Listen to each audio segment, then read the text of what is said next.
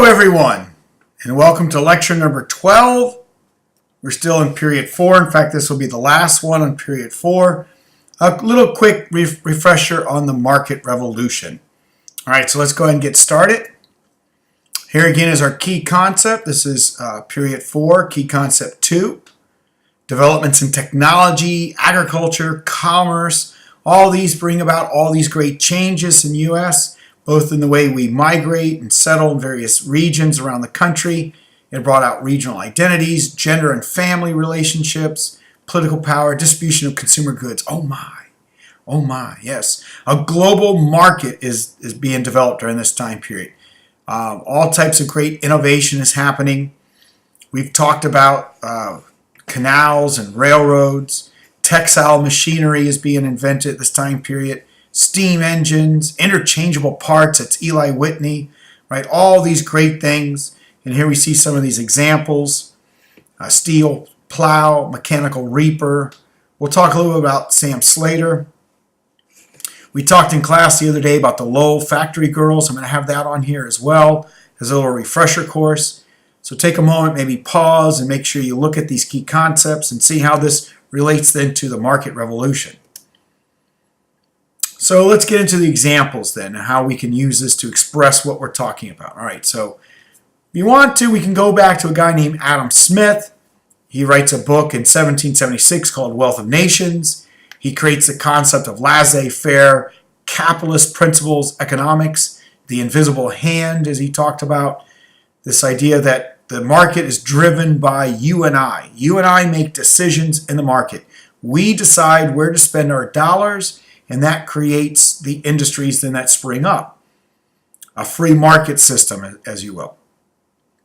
As America gets started, certain things are going to be very important for us. Eli Whitney and his cotton gin in 1794. But more importantly, his patent on interchangeable parts in 1798.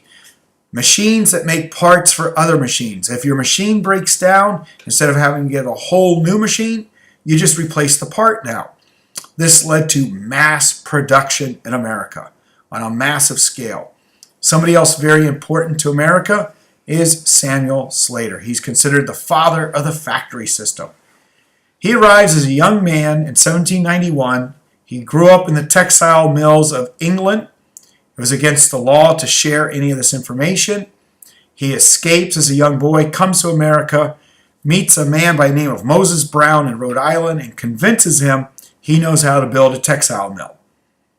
And by showing him that he can draw the blueprints from memory, they go into business together, and the first textile mills appear in Rhode Island and then begin to multiply throughout Massachusetts, Connecticut. So the father of the factory system is considered Samuel Slater. Now, don't get that confused later on. We talk about Francis Lowell. He brought over the concept of how to build the loom. Samuel Slater brought over how to actually build a textile mill. So why is this so important? This goes back to our tariff situation we've been talking a lot about in class. Great Britain is trying to flood our market with cheap-made stuff from their country. Very cheaper transit. They have cheaper shipping for them to come across the Atlantic Ocean because they control the Atlantic Ocean. Okay, lower interest rates, cheap labor source over there in England. They produced cloth and sold it much cheaper to U.S. consumers, you and I, and this hurt us. So that's why we're going to have to respond through a series of protective tariffs. And if you remember, the one here in 1828 starts a whole big issue of states' rights and nullification crisis because the tariffs got too high. And that's another PowerPoint. That's another story. But you already know what that stuff is. Improved technology, cheaper labor. This is how America begins to respond to fight back the British and their Industrial Revolution. We talked about this in class, and here it is again, the Lowell experiment. Francis Lowell, he was able to get the secrets of how to make a loom and brought that back to America. But what's more important here is the females, the women. Why did I say the females? That sounded sexist. I am sorry to every young girl who is listening to me right now. the young ladies who are going to be brought into the factory work, and this is revolutionary. Again, if you think about democracy, how would this equate to democracy? Well, women are given an opportunity to not only have a paycheck, but they become the key factor in deciding what to do with their paychecks. Now, they had to live in boarding houses when they were doing this. They had a curfew. They weren't allowed to have alcohol. There was even class lectures on certain instructions of other things so they can get a certain type of basic education while they're here. They had cultural activities. They are paid less, but it did give them a sense of independence, a sense of belonging, a sense of enfranchisement, if you will. That eventually will lead to a suffrage movement as well. All right, let's talk about these various systems that they developed. First, let's go back to what's called a network system. We have a network of small farms, for instance, that an entrepreneur is going to use to his advantage. The entrepreneur is the guy who spends money and he gets raw material. Let's say, straw. He wants to create straw hats. Everybody loves straw hats at this time period. They're awesome, right?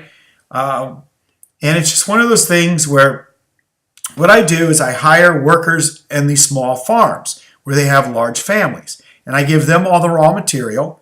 They in turn make my straw hats. I come back, collect the straw hats, pay the family a type of small fee, if you will. And then I take my straw hats, and I sell them to the local businesses in the towns. Then as transportation begins to increase with the advent of the steam-powered boats and the building of canals, I can start transporting my straw hats to other places and more national markets within other states, and thereby creating an industry for myself. Well, eventually, this will be replaced by what's called the Outwork system, where we now are having divisions of labor. Skilled and unskilled workers eventually will replace these small families. We start hiring people to work in one area. Let's say all they're going to do is cut leather into soles and uppers, what's known as the upper part of your shoe. We're going to use the shoes here as the example. Then we send out those soles and those uppers to factories that are called bindery factories, binders, where you take all your uppers and you sew them together. You take your pieces of your sole and sew them together. Usually women were used in this industry as well. Then workers would attach the uppers and the soles together and actually now make shoes. So you started in one factory where you cut just leather into soles and uppers. You send it out to a bindery factory where they sewed everything together to make the shoes. Now you're going to send this out again to a central store where they'll do all the packaging and they'll create a sale product here, how to sell the shoes. This was the Outward system. This became the rise of the boss. All of a sudden now we're having middle management. There's a boss in the factory. There's a boss in the bindery. There's a boss in the central store. So we're creating middle management jobs now as well here, not just your single entrepreneur. But the factory system is the one that eventually becomes the most important. Everything done under one roof instead of outsourcing it. And you have the examples here. The one we know the most is textile, but there are flour mills, meat packing industry, and that's what this here is, pork packing in Cincinnati, coal burning steam factories that are creating metal production, and Tony Stark and his weapons, right? All this now is a factory system that's being developed in America. And that's just some examples of what we have here. And I love this picture here with meatpacking because factory system also brought along specialization. You only specialized in one thing. Here at the top row, the pigs are coming in off of a hook and you're just cutting them up. And then it goes to another section where they're now becoming more precise. They're making the ham, the bacon, the roast beef, getting the different sections of the pig. Then you're going in where now you're steaming and pressing the meat. And then it's being barreled to be sold out for consumption. So each person in this factory has one particular job that they do. They're specializing, and we're starting to get the most out of our workers now here. Thousands of workers are now being produced in the north. Of course, none of this is happening in the south because they're still agrarian based on cotton and slavery. So this is your market revolution and how it works. And people are now going to be moving from one part of the country to the next because of factories, because of jobs. They're going to leave the East Coast and travel across the Appalachian Mountains. They're going to get into Ohio, Indiana, Illinois. Chicago becomes the meatpacking center of the world. We have the Mississippi River, so we can go up and down there and trade our goods in New Orleans. We're crossing into Louisiana territory, and we're starting to really have people now move because of the markets. This also led to communication and transportation revolution. We've mentioned this all in class as well. The steam engine powered boats, Robert Fulton's Claremont. We have canals being built, and this is an actual picture from the Erie Canal, the largest canal production of the time period. McCormick and his steel plows that are being built. So now farming becomes a huge industry. Wheat and corn. We're not talking cotton production here. We're talking wheat and corn. We're going to have massive fields throughout Pennsylvania and Ohio. And then especially we cross into Louisiana, we're going to be growing a lot of wheat and corn there as well. And this brand new invention that we steal from the British, the train. I think it's interesting. When Andrew Jackson took his first oath of office in 1829, he arrived in Washington, D.C. on a horse-driven carriage. When he left office in 1837, he took a train. Transportation is exploding, and is communication. Samuel Morse has invented his telegraph machine, where we're now able to take wire and string it very tight and run an electric current through it and create magnetism from this as well. And we can now send messages over large distances very, very quickly. So a modern America is now emerging because of this market revolution. All right, so that's it for us. Here's our further reading again in our book by Henrietta. Go to chapter 9 and look at the American Industrial Revolution.